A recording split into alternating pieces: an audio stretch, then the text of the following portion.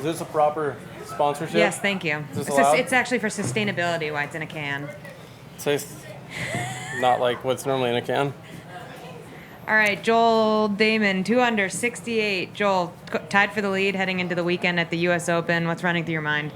I don't know.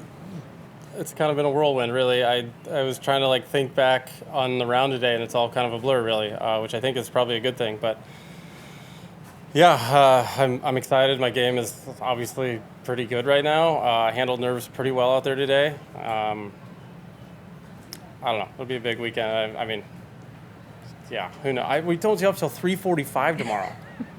I typically have to be home by 5 o'clock for dinner, so this will be different for sure. We're going to start with Rex on the right. You talked yesterday about how cool it was just to be leading yesterday. What kind of reaction did you get from friends? Like how many text messages, how many calls? A lot. I probably have a lot right now. Oh, then be specific, please. I only have 45 right now because I've tampered so many expectations through the years of we can celebrate on Sunday type stuff. So, yeah, it's been fun. I had plenty of people shout out to me or whatever, but 36 holes left in the U.S. Open's a lot longer than 36 holes at any other golf course. So we're just going to keep plugging ahead. And you mentioned nerves. Do you have nerves on Friday, even though it's the U.S. Open, even with everything you've gone through, winning on tour, going through Q School, everything? Yeah, I think, honestly, in the past, Fridays have been some of my toughest days. I've played well in the first rounds, but I haven't kept it together or kind of got it in the house on Fridays.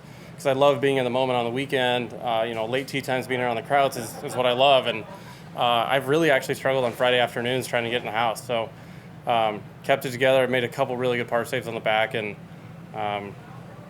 yeah, I mean, there was plenty of nerves out there. I mean, there's people everywhere and hard golf course and playing for the U.S. Open. We're going to go right here. Knowing that you're heading home on Friday with the share of the lead, where does this rank among the coolest days of your golf career? Behind playing with Tiger, for sure. Behind winning. Behind getting my tour card twice. I mean, it's up there. I mean, this is really cool, but it's really all for naught if you go and lay an egg on the weekend. So, yes, this is cool. This is fun, but it'd be really fun if I was doing this again Saturday and Sunday. Far left to Dylan. Yeah, did you feel any mounting pressure today as you saw your name climbing the leaderboard? And if so, how did you and Gino kind of slow things down to stay with it? Gino likes to walk fast. I'll probably have to tell him to chill tomorrow or just let him go and I'll be by myself. But I mean, it was kind of ramping up. Especially there was a spot, bogey 10, and had a long par putt on 12, and all of a sudden that gets away. You have some tough holes coming in, and to make a long putt on 15 and 16, all of those things could have been you're 3 or 4 shots worse coming in all of a sudden. So yeah, I mean, it wasn't necessarily mounting to this climactic moment or like a Sunday pressure or anything. It was just like, dude, you're playing really well. Don't screw this up right now. Get out of your own way type thing. Just hit some golf shots, and I did that pretty well. And does the conversation with Gino change at all during, when things are ramping up?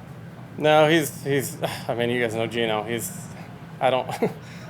He always comes up with something to say or some story that he's pulling out of his hat.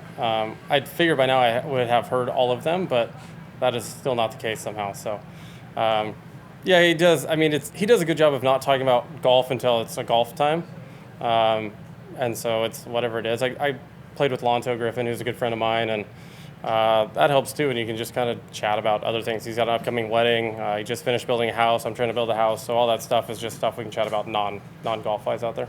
On the right, Kevin, then Brentley. Thinking about kind of your career and everything you've been through to get here, what does it mean to you that your golf scores mean so much to so many people around you and following you? Oh, Kevin, that's a deep one, man. Yeah, it's kind of weird. I've always just tried to be myself, I guess. My rookie year out here, I was not myself. I was trying to be a pro golfer, and that's not who I am, per se.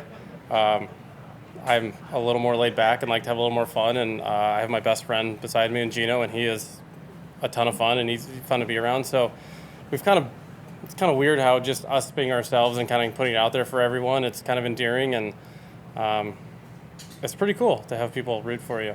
It's great.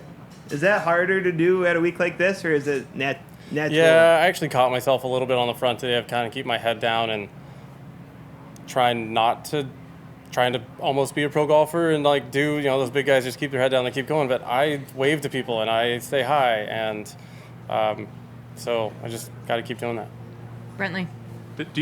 Are you comfortable with kind of that extra attention now? You sort of become like a cult It is hero. unbelievable to me how many people know my name or yell for me out there or it's weird. I mean, I'm getting recognized a little bit more off the golf course, which is my wife will look at me like, what is happening? So it's not normal. I don't know if I'll ever get used to it, but it comes with good golf. And then also, what's the craziest thing you've ever had to autograph? I haven't autographed a boob yet, so that's, I don't know. Like a Zinn can, like a Copenhagen can. Someone had me sign one of those recently, and that was. Was it empty or? I didn't ask. It was. I shouldn't have done that. That was bad. Right here on your left. I was reading around a little bit, so is it true you almost skipped your qualifier coming into this? There was a lot of discussion leading up to it. Yeah, the prior week, I told my wife I was going to do it. Then I was tired of Memorial, said I was going to do it, and then I was never really going to do it until I started to play better at Memorial, and the game was there. My coach Rob Rochelle came out, and things started to trend in the right direction. And then Gino, I felt bad because he didn't switch his flight when he could have got home Sunday night. So at that point, I had to stick it out. So how happy are you that you did do it? I'm incredibly happy now, for sure.